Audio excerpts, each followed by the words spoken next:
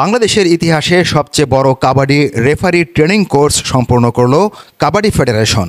এই কোর্সে অংশ নিয়েছিলেন ৭৫ জন, এর মধ্যে ছিলেন ১৪ জন নারী।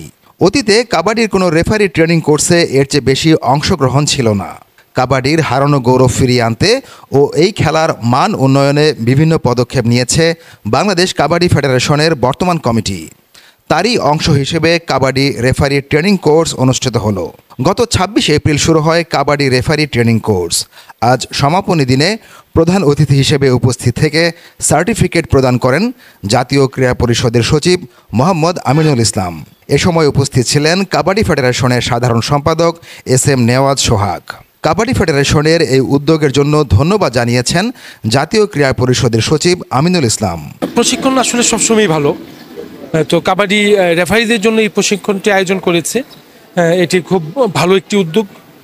আমরা বিশ্বাস করি যে এই চর্চার মাধ্যমে, এই প্রশিক্ষণের মাধ্যমে তাদের যে অর্জিত যে জ্ঞান, এটা পরবর্তীতে তারা কাজে লাগাতে পারবে। সক্রিয় কার্যক্রম যখন চলমান থাকবে তখনই একটা ফেডারেশনের পারফরমেন্সগুলো দৃশ্যমান হবে এবং পারফরমেন্সগুলি উত্তর বৃদ্ধি পাবে। তো এই প্রক্রিয়াতে সামিল আছে, অন্য ফেডারেশনগুলো সামিল থাকবে, এই প্রত্যাশাই আমরা করি। তো পরামর্শটা আসলে আমাদের এরকম যে আমাদের এখন পর্যন্ত যে অর্জনগুলো আছে এগুলি ধরে রাখা এবং পরবর্তীতে এই অর্জনগুলিকে ধীরে ধীরে আরও উন্নীত করা, এমনই আহ্বান আসলে কাবাডির প্রতি থাকবে, সকল ফেডারেশনের প্রতি থাকবে।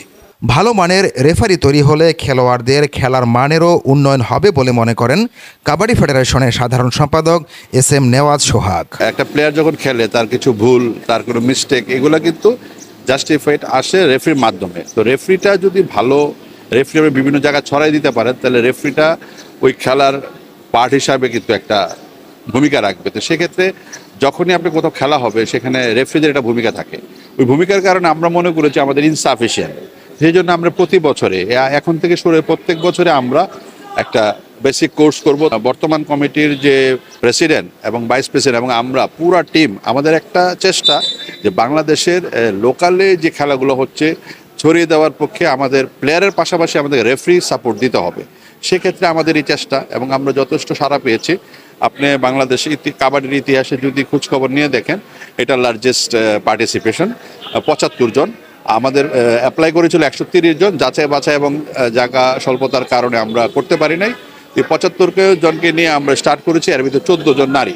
সেক্টর ওয়াইজ লোক নিয়ে আমরা কাজ করতে হবে। আমি কোচদের নিয়েও বসতে চাই, বিভিন্ন জায়গার প্লেয়ার হান্টিং প্রসেসে বসতে চাই, সবার সাথে বসে কাজ করতে চাই। কাজ করলে এভাবে কাবাডি একদিন ঘুরে দাঁড়াবে। ৫ দিন ব্যাপী এই কোর্সে অংশগ্রহণকারীরা হাতে কলমে প্রশিক্ষণ নেওয়ার সুযোগ পেয়েছেন। এখানে মেয়েরা আসছে মোট ১৪ জন। যারা আসছে তারা সবাই এখন বর্তমানে খেলা ছেড়ে দিয়ে তারপরে আর কি রেফারিংয়ে ঢুকছে। তো সবাই চাই যে মেয়েদের টিম যেহেতু আছে, তো বাংলাদেশের পক্ষ থেকে যখন মেয়ে টিমগুলো বাইরে যাবে তখন তাদের সাথে যেন একটা মেয়ে রেফারির জন্য যায়, তো তাদের সাপোর্ট দিতে। প্রত্যেকটা ইভেন্টেই কিন্তু প্লেয়ারদের সাথে তারা রেফারি যায়। তো আমাদেরও ইচ্ছা যে আমরা ভালো করব, এবং আমাদের কম্পিটিশনও আছে, সবাই ভালো রেফারিও আছে, সবাই ভালো করতেছে। তো আমরা চাই যে আমরা আরও ভালো করে টিমের সাথে আমাদের যাওয়ার সুযোগটা হয় এবং আমরা ইন্টারন্যাশনালি বাঁশি বাজিয়ে আমাদের বাংলাদেশের নাম সুনাম করতে চাই। নারী কাবাডি টিম অনেক এগিয়ে গেছে। এখন নারী কাবাডি যেহেতু এগিয়ে গেছে, তাহলে তো রেফারি দরকার। আমরা এই কথাটা ভেবেই আমরা এখানে আসছি যে নারী রেফারি যেহেতু দরকার, আমরা যদি না এগিয়ে আসি তাহলে তো হবে না। আমাদের টোটাল যে রেফারি সিগন্যাল, রেফারি রুলস, আইনগত, টেকনিশিয়াল যে টাইম আউট, মানে অনেক কিছুই শেখাইছে। মানে আইনের যতগুলা ধাপ আছে সবগুলোই আমাদেরকে ধারণা দিয়েছে। এই প্রশিক্ষণ কোর্সে আমরা মূলত শিখতে পেরেছি একটি ম্যাচ পরিচালনা করতে টোটাল কি ধরনের আইন আছে, কাবাডির যে 65 রুলস, এই 65 রুলস কোথায় কিভাবে ইমপ্লিমেন্ট করতে হবে। আর আমরা যারা প্রশিক্ষণার্থী, এই যে ৭৫ জন প্রশিক্ষণার্থী আমরা এইবারে অংশগ্রহণ করেছি, তো ইনশাল্লাহ আমরা চেষ্টা করব এইকে যাতে আরও ভবিষ্যতে আরও লেভেল আপ কিছু কোর্স আছে, তার মাধ্যমে যাতে আমরা ভবিষ্যতে কাবাডিকে আরও এগিয়ে নিয়ে যেতে পারি এবং আন্তর্জাতিকভাবে শুধু খেলোয়াড় না, রেফারিরাও যাতে বিশ্বের দরবারে পুরস্কৃত হয় সেই চেষ্টাটা করব। কোর্স ডাইরেক্টর হিসেবে ছিলেন কাবাডি ফেডারেশনের যুগ্ম সম্পাদক আব্দুল হক। প্রশিক্ষণ দিয়েছেন আন্তর্জাতিক রেফারি মনির হোসেন, মোখলেসুর রহমান ও স্বপন খান।